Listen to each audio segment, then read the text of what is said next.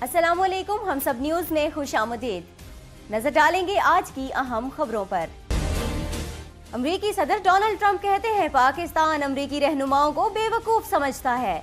امریکی صدر Donald Trump کا کہنا ہے کہ پاکستان امریکی رہنماؤں کو بے وقوف سمجھتا ہے اور امریکہ نے بھی پاکستان کی مدد کر کے بے وقوفی کی۔ سماجی رابطے کی ویب سائٹ ٹویٹر پر امریکی صدر ڈونلڈ ٹرمپ نے ایک بار پھر پاکستان پر الزامات لگاتے ہوئے کہا ہے کہ امریکہ نے گزشتہ 15 سال میں پاکستان کو 33 ارب ڈالر امداد دے کر بہت بڑی بے وقوفی کی۔ امداد وصول کرنے کے باوجود بھی پاکستان نے امریکہ کے ساتھ جھوٹ بولا۔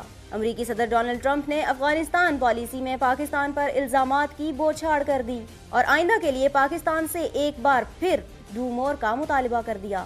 آئیے اس حوالے سے دیکھتے ہیں ہم سب ٹی وی کے نمائندے مرتضی رائے کی تفصیلی رپورٹ۔ آرلنگٹن فوجی اڈے سے خطاب کرتے ہوئے ڈونلڈ ٹرمپ نے افغانستان کے لیے امریکی پالیسی میں پاکستان سے متعلق پالیسی بیان دیتے ہوئے الزام لگایا کہ پاکستان میں دہشت گردوں کی مبینہ پناہ گاہوں پر خاموش نہیں رہیں گے۔ پاکستان افراتفری پھیلانے والے افراد کو پناہ دیتا ہے۔ انہوں نے کہا کہ پاکستان سے نمٹنے کے لیے اپنی سوچ تبدیل کر رہے ہیں، جس کے لیے پاکستان کو پہلے اپنی صورتحال تبدیل کرنا ہوگی۔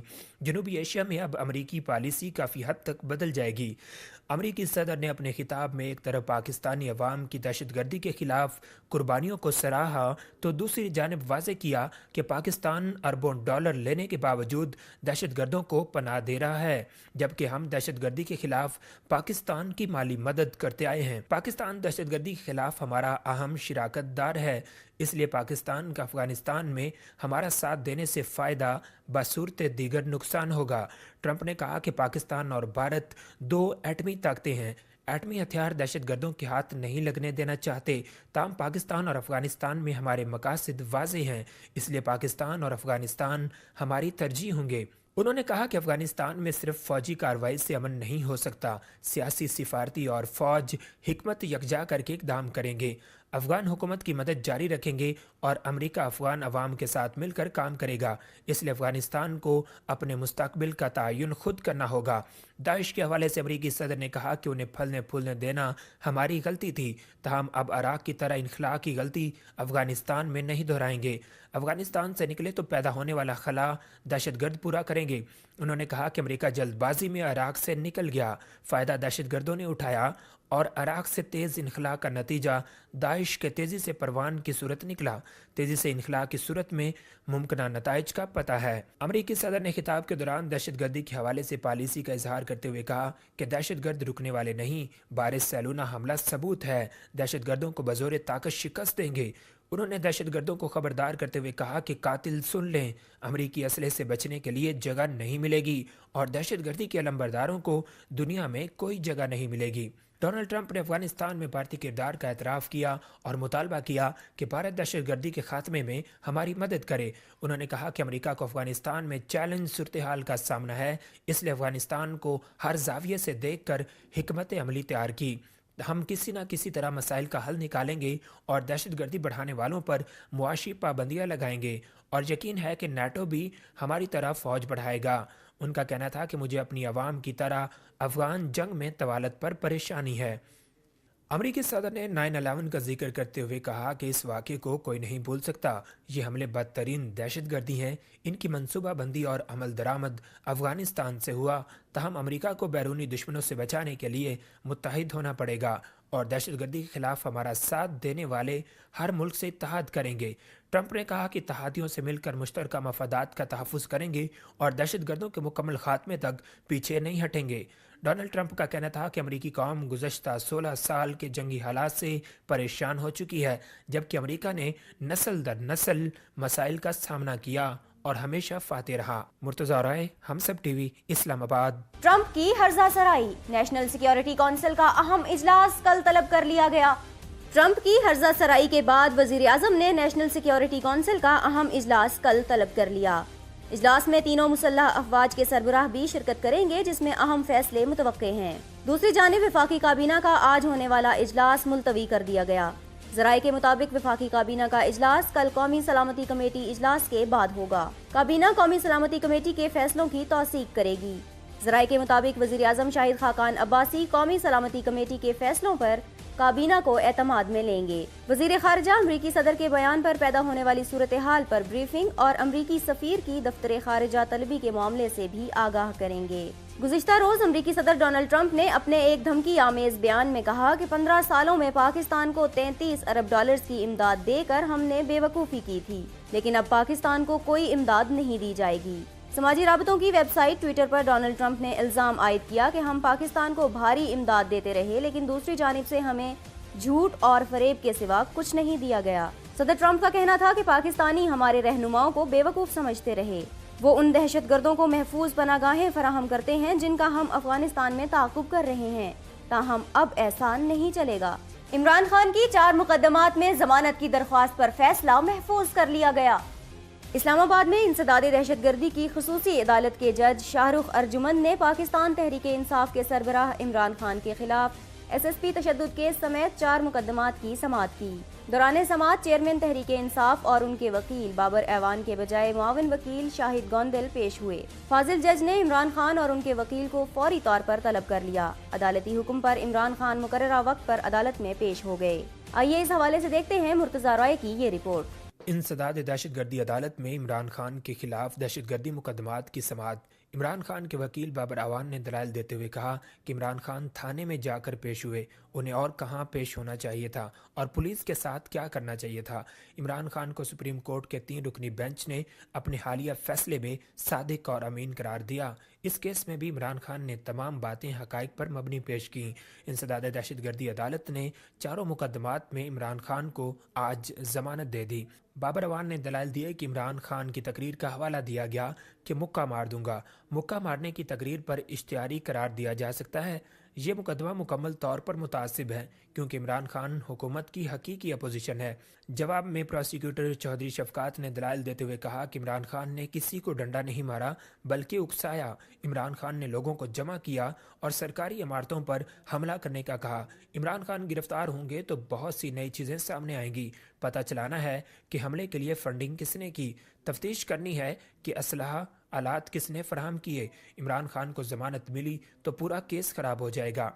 عمران خان اور عارف علوی کی ٹیلی فونک گفتگو بھی عدالت میں پیش کی گئی۔ عمران خان سماعت کے دوران مسلسل تسبیح کرتے رہے۔ سماعت کے بعد میڈیا سے بات کرتے ہوئے کپتان کا کہنا تھا کہ میں اللہ کا شکر ادا کرتا ہوں، پہلے ثابت ہوا کہ میں صادق اور امین ہوں، اب ثابت ہو گیا کہ میں دہشت گرد نہیں ہوں۔ ہمارا مقابلہ سیاسی جماعت سے نہیں ہے، ہمارا مقابلہ مافیا سے ہو رہا ہے۔ میں خورشید شاہ ڈبل شاہ بن جاؤں تو سارے کیس ختم ہو جائیں۔ ان کا کہنا تھا کہ میں قانون کا لاڈلا ہوں، کوئی کرپشن نہیں کی، جو سپریم کورٹ نے مانگا میں نے دیا، جس طرح کی تلاشی میں نے دی ایسی کوئی نہیں دے سکتا۔ مرتضی رائے، ہم سب ٹی وی، اسلام آباد۔ لاہور ہائی کورٹ نے اشرافیہ پر عائد سپر ٹیکس کو قانونی قرار دے دیا۔ حکومت کی جانب سے ملک کی اشرافیہ پر عائد سپر ٹیکس کے خلاف لاہور ہائی کورٹ میں 28 درخواستوں کی سماعت ہوئی۔ جسٹس شاہد کریم نے درخواستوں پر فیصلہ سناتے ہوئے ریمارکس دیے کہ سپر ٹیکس کے لیے انکم ٹیکس آرڈیننس ترمیم سپریم کورٹ کے فیصلے کی خلاف ورزی نہیں۔ عدالت نے ریمارکس دیے کہ 50 کروڑ سے زائد سالانہ آمدن والے افراد اور کمپنیز پر عائد یہ ٹیکس بالکل قانونی ہے اور وفاقی حکومت نے بھی سپر ٹیکس عائد کر کے کوئی قانونی خلاف ورزی نہیں کی۔ موجودہ حکومت نے سالانہ 50 کروڑ روپے یا اس سے زائد کمانے والے افراد اور اداروں پر سپر ٹیکس عائد کیا تھا، تاہم اس کے خلاف عدالت میں درخواستیں دائر کر دی گئی تھیں۔ شریف برادران کی سعودی ولی عہد محمد بن سلمان سے ملاقات 1.5 گھنٹے تک جاری رہی۔ نواز شریف اور شہباز شریف نے گزشتہ رات سعودی ولی عہد محمد بن سلمان سے ملاقات کی، جو 1.5 گھنٹے تک جاری رہی۔ ترجمان شریف فیملی کا کہنا ہے کہ ملاقات کے بعد نواز شریف روضہ رسول صلی اللہ علیہ وآلہ وسلم پر حاضری کے لیے مدینہ منورہ روانہ ہوئے۔ مدینہ جانے کے لیے نواز شریف کو سعودی ولی عہد نے جہاز فراہم کیا۔ ترجمان کا کہنا ہے کہ روضہ رسول پر حاضری کے بعد سابق وزیر اعظم واپس جدہ روانہ ہوئے۔ نواز شریف جدہ سے ادائیگی عمرہ کے لیے آج مکہ جائیں گے۔ عمرہ ادا کرنے کے بعد نواز شریف آج دوپہر پاکستان کے لیے روانہ ہوں گے۔ دوسری جانب وزیر اعلیٰ پنجاب شہباز شریف سعودی عرب کا دورہ مکمل کر کے خصوصی طیارے کے ذریعے واپس وطن پہنچ گئے۔ شہباز شریف نے سعودی عرب میں اہم شخصیات سے ملاقاتیں کیں۔ سعودی عرب میں وزیر اعلیٰ پنجاب شہباز شریف اور ترکی کے وزیر اعظم بن علی یلدرم کی ملاقات ہوئی۔ دونوں رہنماؤں کے درمیان ملاقات مدینہ منورہ میں مسجد نبوی کے داخلی دروازے پر ہوئی۔ دونوں رہنماؤں نے ایک دوسرے کی خیریت دریافت کی اور نیک خواہشات کا اظہار کیا۔ قابض اسرائیلی فوجیوں کو تھپڑ مارنے والی بہادر فلسطینی لڑکی پر فرد جرم عائد کر دی گئی۔ غیر ملکی خبر رساں ادارے کے مطابق 2 ہفتے قبل انٹرنیٹ پر 16 سالہ احد تمیمی اور ان کی بہن کے حوالے سے ایک ویڈیو منظر عام پر آئی تھی، جس میں وہ قابض اسرائیلی فوجیوں کو فلسطین سے نکل جانے کا کہہ رہی تھیں۔ اس دوران مزاحمت کرتے ہوئے احد تمیمی نے قابض فوجیوں کو تھپڑ رسید کیا۔ ویڈیو وائرل ہونے کے بعد اسرائیلی فوج نے احد تمیمی اور ان کی بہن کو گھر سے گرفتار کیا، جبکہ والدہ ناریمان کو بھی اس وقت گرفتار کیا گیا جب وہ احد سے ملنے پولیس اسٹیشن گئیں۔ 12 روز تک اسرائیلی حراست میں رہنے کے بعد آج فوجی عدالت نے ان پر فرد جرم عائد کر دی ہے۔ احد تمیمی کو اس وقت گھر سے گرفتار کیا گیا جب امریکی صدر ٹرمپ کی طرف سے مقبوضہ بیت المقدس کو اسرائیل کا دارالحکومت بنانے کے اعلان کے بعد فلسطینی نوجوانوں نے احتجاج شروع کیا۔ احتجاج کے دوران احد تمیمی نے اسرائیلی فوجیوں کو اپنے ملک سے نکل جانے کا کہا اور تھپڑ رسید کیا، جبکہ اسرائیلی فوج کا کہنا ہے کہ فوجی فلسطینی لڑکوں کو قریب ہی آتی جاتی گاڑیوں پر پتھر پھینکنے سے روکنے کی کوشش کر رہے تھے۔ ایران میں مظاہرین نے تھانوں کو آگ لگا دی، سینکڑوں افراد کو گرفتار کر لیا گیا۔ ایران میں حکومت کے خلاف احتجاج کرنے والے مظاہرین بکھر گئے اور متعدد پولیس تھانوں پر حملے کر کے انہیں آگ لگا دی، جبکہ سرکاری میڈیا کے مطابق سیکیورٹی فورسز کی فائرنگ سے ہلاک افراد کی تعداد 13 ہو چکی ہے۔ ایران میں مذہبی قیادت اور حکومت کے خلاف جاری احتجاج شدت اختیار کر گیا ہے۔ قہدر ریجان کے علاقے میں مظاہرین نے تھانے پر حملہ کر کے اس کی عمارت کو نذر آتش کر دیا۔ سیکیورٹی فورسز نے مظاہرین کو روکنے کی کوشش کی، جس کے دوران شدید جھڑپیں ہوئیں۔ پولیس نے مظاہرین پر سیدھی گولیاں چلا دیں، جس کے نتیجے میں متعدد افراد ہلاک ہو گئے۔ کرمانشاہ میں بھی مظاہرین نے پولیس چوکی کو آگ لگا دی۔ ایران کے سرکاری ٹی وی کے مطابق نجف آباد میں مشتعل مظاہرین نے پولیس پر فائرنگ کر کے ایک اہلکار کو ہلاک اور 3 کو زخمی کر دیا۔ شمالی کوریا کے رہنما کم جونگ ان کا کہنا ہے کہ پورا امریکہ رینج میں ہے اور ایٹم بم کا بٹن ہر وقت قریب رکھتا ہوں۔ شمالی کوریا کے رہنما کم جونگ ان کا کہنا ہے کہ پورا امریکہ ایٹمی ہتھیاروں کی رینج میں ہے اور ایٹمی بٹن ہمیشہ ان کی ڈیسک پر موجود رہتا ہے۔ شمالی کوریا کے رہنما نے امریکہ کو ایک بار پھر دھمکیاں دی ہیں۔ نئے سال کے موقع پر تقریر کرتے ہوئے کم جونگ ان کا کہنا تھا کہ پورا امریکہ ان کے ایٹمی ہتھیاروں کی رینج میں ہے اور نیوکلیئر بٹن ہمیشہ ان کے ڈیسک پر موجود ہوتا ہے۔ شمالی کوریا کے رہنما کا مزید کہنا تھا کہ یہ حقیقت ہے اور اسے دھمکی نہ سمجھا جائے۔ انہوں نے جنوبی کوریا کو مذاکرات کی میز پر آنے کا پیغام بھی دیا۔ افغانستان میں فضائی حملوں میں اہم طالبان کمانڈر 14 ساتھیوں سمیت ہلاک ہو گیا۔ افغان صوبے ہلمند کے علاقے شورکئی میں امریکی طیاروں نے طالبان کے ٹھکانوں پر بمباری کی، جس کے نتیجے میں 15 افغان طالبان ہلاک ہو گئے۔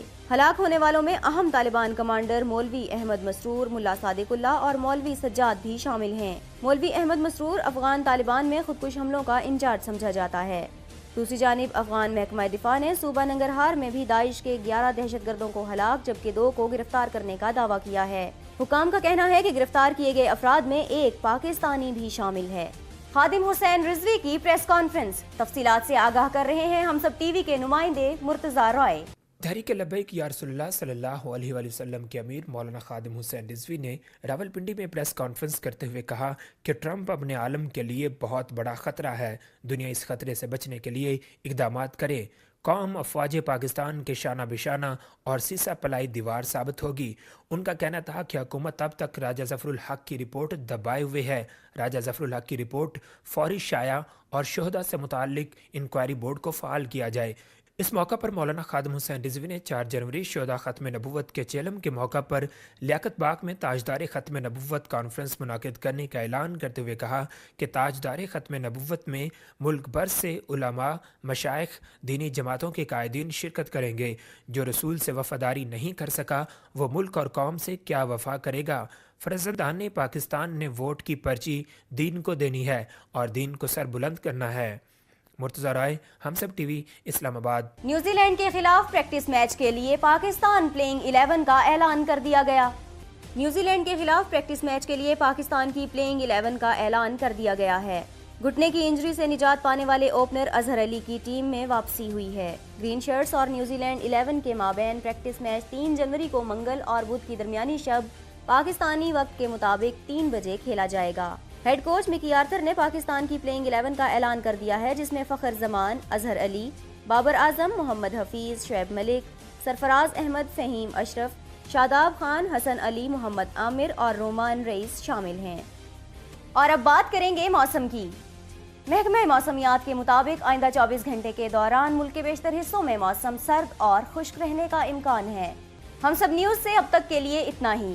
مزید خبروں اور اپڈیٹس کے لیے وزٹ کیجیے humsab.tv۔